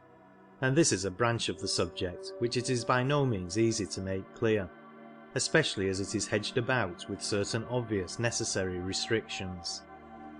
It may perhaps help us if we remember that the astral plane may be regarded as in many ways only an extension of the physical, and the idea that matter may assume the etheric state in which, though intangible to us, it is yet purely physical, may serve to show us how the one melts into the other. In fact, in the Hindu conception of Jagrat, or the waking state, the physical and astral planes are combined, its 7 subdivisions corresponding to the 4 conditions of physical matter and the 3 broad divisions of astral matter explained above. With this thought in our minds, it is easy to move a step further and grasp the idea that astral vision, or rather astral perception, may, from one point of view, be defined as the capability of receiving an enormously increased number of different sets of vibrations. In our physical bodies, one small set of slow vibrations is perceptible to us as sound. Another small set of much more rapid vibrations affects us as light, and again, another set as electric action. but there are immense numbers of intermediate vibrations which produce no result which our physical senses can cognize at all. Now it will be readily seen that if all, or even some only, of these intermediates, with all the complications producible by differences of wavelength, are perceptible on the astral plane, our comprehension of nature might be very greatly increased on that level, and we might be able to acquire much information which is now hidden from us. Clairvoyance. It is admitted that some of these pass through solid matter with perfect ease, so that this enables us to account scientifically for some of the peculiarities of astral vision, though those minds to which the theory of the fourth dimension commends itself find in it a neater and more complete explanation. It is clear that the mere possession of this astral vision by a being would at once account for his capability to produce many results that seem very wonderful to us, such for example as the reading of a passage from a closed book. And when we remember furthermore that this faculty includes the power of thought reading to the fullest extent, and also, when combined with the knowledge of the projection of currents in the astral light, that of observing a desired object in almost any part of the world, we see that a good many of the phenomena of clairvoyance are explicable even without rising above this level. Of course, true, trained and absolutely reliable clairvoyance calls into operation an entirely different set of faculties, but as these belong to a higher plane than the astral, they form no part of our present subject. Prevision and second sight. The faculty of accurate prevision again appertains altogether to that higher plane, yet flashes or reflections of it frequently show themselves to purely astral sight, more especially among simple-minded people who live under suitable conditions, what is called second sight among the Highlanders of Scotland being a well-known example. Another fact which must not be forgotten is that any intelligent inhabitant of the astral plane is not only able to perceive these etheric vibrations, but can also, if he has learnt how it is done, adapt them to his own ends or himself set them in motion. Astral forces. It will be readily understood that superphysical forces and the methods of managing them are not subjects about which much can be written for publication at present, though there is reason to suppose that it may not be very long before, at any rate, some applications of one or two of them come to be known to the world at large. But it may perhaps be possible, without transgressing the limits of the permissible, to give so much of an idea of them as shall be sufficient to show in outline how certain phenomena are performed. All who have much experience of spiritualistic seances at which physical results are produced must at one time or another have seen evidence of the employment of practically resistless force in, for example, the instantaneous movement of enormous weights, and so on. And if of a scientific turn of mind, they may perhaps have wondered whence this force was obtained and what was the leverage employed. As usual in connection with astral phenomena, there are several ways in which such work may have been done, but it will be great enough for the moment to hint at 4. Etheric currents. First, there are great etheric currents constantly sweeping over the surface of the earth in volume which makes their power as irresistible as that of the rising tide, and there are methods by which this stupendous force may be safely utilized, though unskilful attempts to control it would be fraught with frightful danger. Etheric pressure. Secondly, there is what can best be described as an etheric pressure somewhat corresponding to, though immensely greater than, the atmospheric pressure. In ordinary life we are as little conscious of one of these pressures as we are of the other, but nevertheless they both exist, and if science were able to exhaust the ether from a given space, as it can exhaust the air, the one could be proved as readily as the other. The difficulty of doing that lies in the fact that matter in the etheric condition freely interpenetrates matter in all states below it,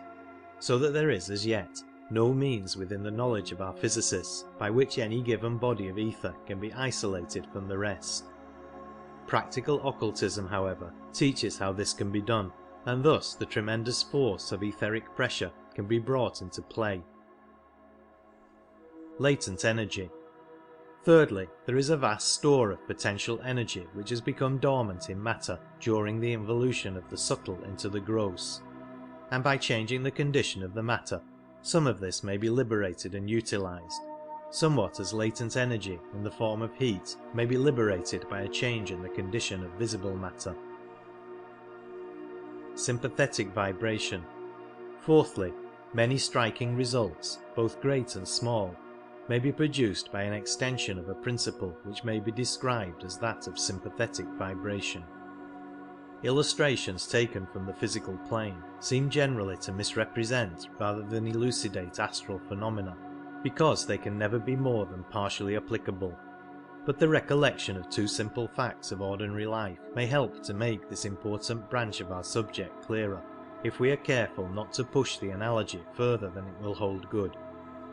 It is well known that if one of the wires of a harp be made to vibrate vigorously, its movement will call forth sympathetic vibrations in the corresponding strings of any number of harps placed round it, if they are tuned to exactly the same pitch. It is also well known that when a large body of soldiers crosses a suspension bridge, it is necessary for them to break step, since the perfect regularity of their ordinary march would set up a vibration in the bridge which would be intensified by every step they took, until the point of resistance of the iron was passed, when the whole structure would fly to pieces. With these two analogies in our minds, never forgetting that they are only partial ones, it may seem more comprehensible that one who knows exactly at what rate to start his vibrations, knows, so to speak, the keynote of the class of matter he wishes to affect, should be able, by sounding that keynote, to call forth an immense number of sympathetic vibrations. When this is done on the physical plane, no additional energy is developed, but on the astral plane there is this difference, that the matter with which we are dealing is far less inert, and so, when called into action by these sympathetic vibrations, it adds its own living force to the original impulse, which may thus be multiplied manyfold. And then, by further rhythmic repetition of the original impulse, as in the case of the soldiers marching over the bridge, the vibrations may be so intensified that the result is out of all apparent proportion to the cause. Indeed, it may be said that there is scarcely any limit to the conceivable achievements of this force in the hands of a great adept who fully comprehends its possibilities. For the very building of the universe itself was but the result of the vibrations set up by the spoken word. Mantras. The class of mantras or spells which produce their result not by controlling some elemental, but merely by the repetition of certain sounds, also depend for their efficacy upon this action of sympathetic vibration. Disintegration. The phenomenon of disintegration also may be brought about by the action of extremely rapid vibrations, which overcome the cohesion of the molecules of the object operated upon. A still higher rate of vibrations of a somewhat different type will separate these molecules into their constituent atoms. A body reduced by these means to the etheric condition can be moved by an astral current from one place to another with very great rapidity, and the moment that the force which has been exerted to put it into that condition is withdrawn, it will be forced by the etheric pressure to resume its original form. It is in this way that objects are sometimes brought almost instantaneously from great distances at spiritualistic seances, and it is obvious that when disintegrated they could be passed with perfect ease through any solid substance, such for example as the wall of a house or the side of a locked box, so that what is commonly called the passage of matter through matter is seen, when properly understood, to be as simple as the passage of water through a sieve, or of a gas through a liquid in some chemical experiment. Since it is possible by an alteration of vibrations to change matter from the solid to the etheric condition, it will be comprehended that it is also possible to reverse the process and to bring etheric matter into the solid state. As the one process explains the phenomenon of disintegration, so does the other that of materialization, and just as in the former case a continued effort of will is necessary to prevent the object from resuming its original form, so in exactly the same way in the latter phenomenon a continued effort is necessary to prevent the materialized matter from relapsing into the etheric condition. In the materialization seen at an ordinary séance, such matter as may be required is borrowed as far as possible from the medium's etheric double, an operation which is prejudicial to his health and also undesirable in various other ways. And this explains the fact that the materialized form is usually strictly confined to the immediate neighborhood of the medium, and is subject to an attraction which is constantly drawing it back to the body from which it came, so that if kept away from the medium too long, the figure collapses, and the matter which composed it, returning to the etheric condition, rushes back instantly to its source. Why darkness is required. The reason why the beings directing a séance find it easier to operate in darkness or in very subdued light will now be manifest, since their power would usually be insufficient to hold together a materialized form or even a spirit hand for more than a very few seconds amidst the intense vibrations set up by brilliant light. The habitués of séances will no doubt have noticed that materializations are of three kinds. First, those which are tangible but not visible. Second, those which are visible but not tangible. And third, those which are both visible and tangible. To the first kind, which is much the most common, belong the invisible spirit hands which so frequently stroke the faces of the sitters, or carry small objects about the room, and the vocal organs from which the direct voice proceeds. In this case, an order of matter is being used which can neither reflect nor obstruct light, but which is capable, under certain conditions, of setting up vibrations in the atmosphere which affect us as sound. Spirit photographs. A variation of this class is that kind of partial materialization which, though incapable of reflecting any light that we can see, is yet able to affect some of the ultraviolet rays, and can therefore make a more or less definite impression upon the camera, and so provide us with what are known as spirit photographs. When there is not sufficient power available to produce a perfect materialization, we sometimes get the vaporous looking form, which constitutes our second class, and in such a case the spirits usually warn their sitters that the forms which appear must not be touched. In the rarer case of a full materialization, there is sufficient power to hold together, at least for a few moments, a form which can be both seen and touched. When an adept or pupil finds it necessary for any purpose to materialize his Mayavirupa or his astral body, he does not draw upon either his own etheric double or anyone else's, since he has been taught how to extract the matter which he requires directly from the astral light or even from the Akasha. Reduplication.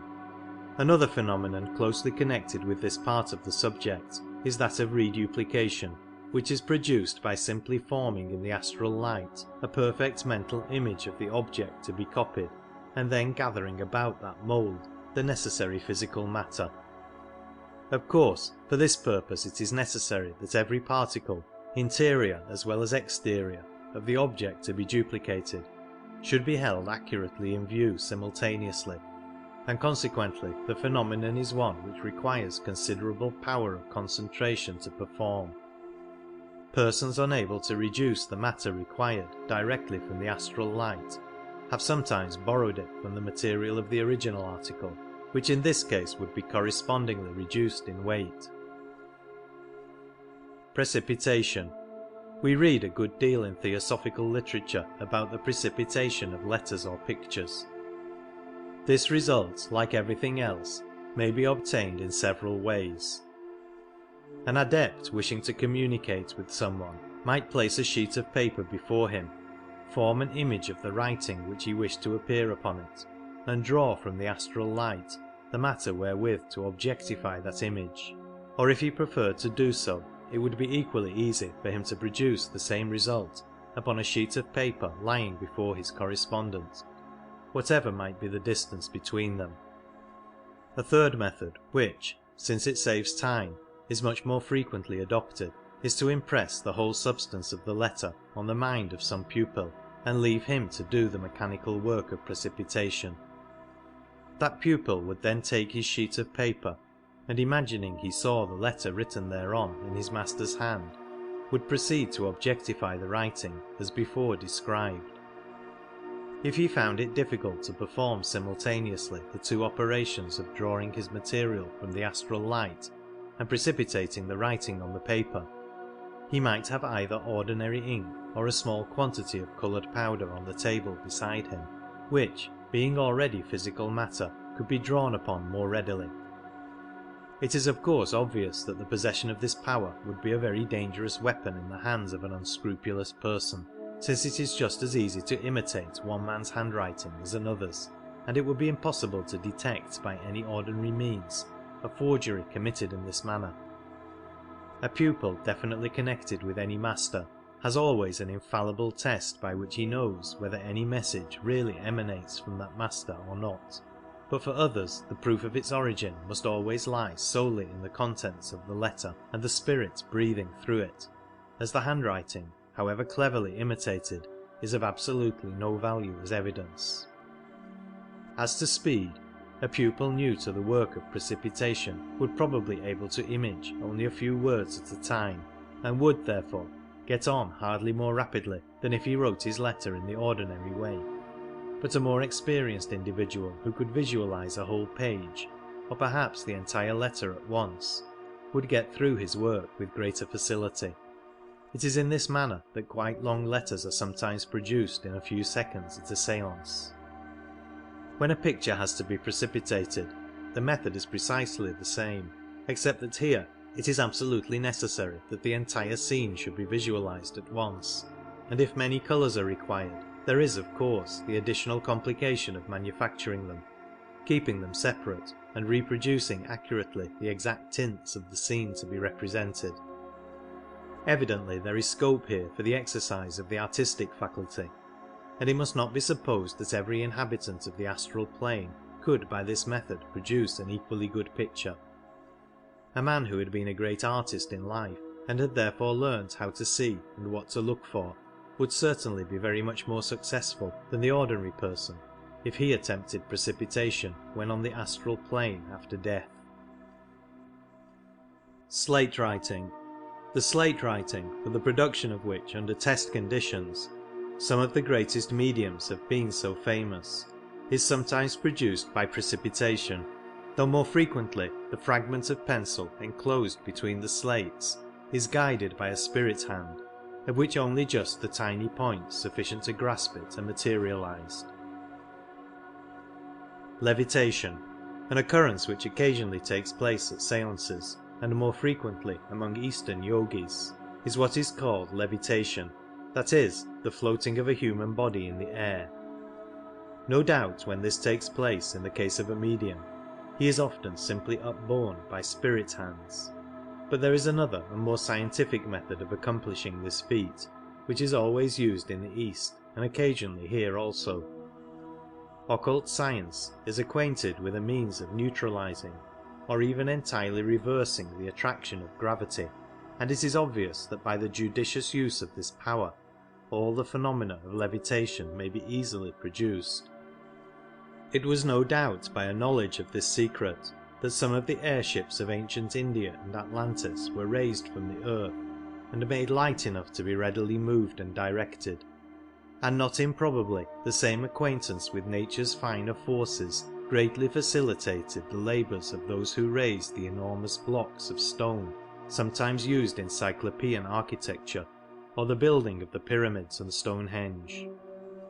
With the knowledge of the forces of nature which the resources of the astral plane place at the command of its inhabitants, the production of what are called spirit lights is a very easy matter, whether they be of the mildly phosphorescent or the dazzling electrical variety, or those curious dancing globules of light into which a certain class of fire elementals so readily transform themselves. Since all light consists simply of vibrations of the ether, it is obvious that anyone who knows how to set up these vibrations can readily produce any kind of light that he wishes. It is by the aid of the etheric elemental essence, also, that the remarkable feat of handling fire unharmed is generally performed, though there are, as usual, other ways in which it can be done. The thinnest layer of etheric substance can be so manipulated as to be absolutely impervious to heat, and when the hand of a medium or sitter is covered with this, he may pick up burning coal or red-hot iron with perfect safety. Transmutation. Most of the occurrences of the séance room have now been referred to, but there are one or two of the rarer phenomena of the outer world which must not be left quite without mention in our list. The transmutation of metals is commonly supposed to be a mere dream of the medieval alchemists, and no doubt in most cases the description of the phenomenon was merely a symbol of the purification of the soul. Yet there seems to be some evidence that it was really accomplished by them on several occasions, and there are petty magicians in the East who profess to do it under test conditions even now. Be that as it may, it is evident that since the ultimate atom is one and the same in all substances, and it is only the methods of its combination that differ, anyone who possessed the power of reducing a piece of metal to the atomic condition and of rearranging its atoms in some other form would have no difficulty in effecting transmutation to any extent that he wished. Repercussion. The principle of sympathetic vibration mentioned above also provides the explanation of that strange and little known phenomenon called repercussion, by means of which any injury done to, or any mark made upon, the astral body in the course of its wanderings will be reproduced in the physical body. We find traces of this in some of the evidence given at trials for witchcraft in the Middle Ages, in which it is not infrequently stated that some wound given to the witch when in the form of a dog or a wolf was found to have appeared in the corresponding part of her human body. The same strange law has sometimes led to an entirely unjust accusation of fraud against a medium, because, for example, some colouring matter rubbed upon the hand of a materialized spirit was afterwards found upon his hand,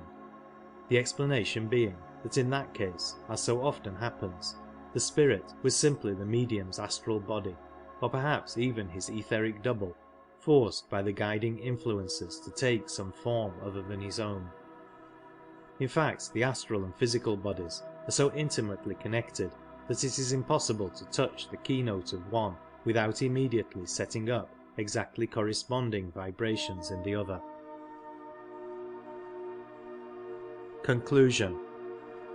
It is hoped that any reader who has been sufficiently interested to follow this treatise thus far may by this time have a general idea of the astral plane and its possibilities, such as will enable him to understand and fit into their proper places in its scheme any facts in connection with it which he may pick up in his reading.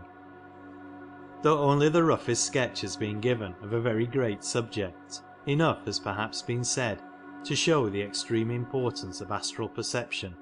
in the study of biology, physics, chemistry, astronomy, medicine and history,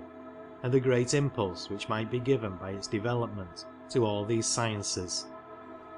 Yet its attainment should never be regarded as an end in itself, since any means adopted with that object in view would inevitably lead to what is called in the East the Laukika method of development, a system by which certain psychic powers are indeed acquired,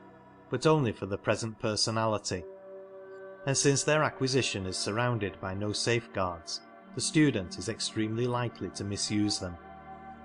To this class belong all systems which involve the use of drugs, invocation of elementals, or the practices of Hatha Yoga. The other method, which is called the Lokottara, consists of Raj Yoga or spiritual progress, and though it may be somewhat slower than the other, whatever is acquired along this line is gained for the permanent individuality and never lost again, while the guiding care of a master ensures perfect safety from misuse of power as long as his orders are scrupulously obeyed. The opening of astral vision must be regarded then only as a stage in the development of something infinitely nobler, merely as a step, and a very small step, on that great upward path which leads men to the sublime heights of adeptship, and beyond even that, through glorious vistas of wisdom and power, such as our finite minds cannot now conceive. Yet let no one think it an unmixed blessing to have the wider sight of the astral plane, for upon one in whom that vision is opened, The sorrow and misery, the evil and the greed of the world press as an ever-present burden, until he often feels inclined to echo the passionate adjuration of Schiller: Why hast thou cast me thus into the town of the ever-blind, to proclaim thine oracle with the opened sense? Take back this sad clear-sightedness, take from mine eyes this cruel light, give me back my blindness, the happy darkness of my senses, take back thy dreadful gift. This feeling is perhaps not an unnatural one in the earlier stages of the path, yet higher sight and deeper knowledge soon bring to the student the perfect certainty that all things are working together for the eventual good of all, that, hour after hour, like an opening flower, shall truth after truth expand, for the sun may pale and the stars may fail, but the law of good shall stand. Its splendour glows and its influence grows, as nature's slow work appears, from the zoophytes small to the lords of all, through kalpas and crores of years. End of the Astral Plane by C. W. Leadbeater. Read by Phil Benson.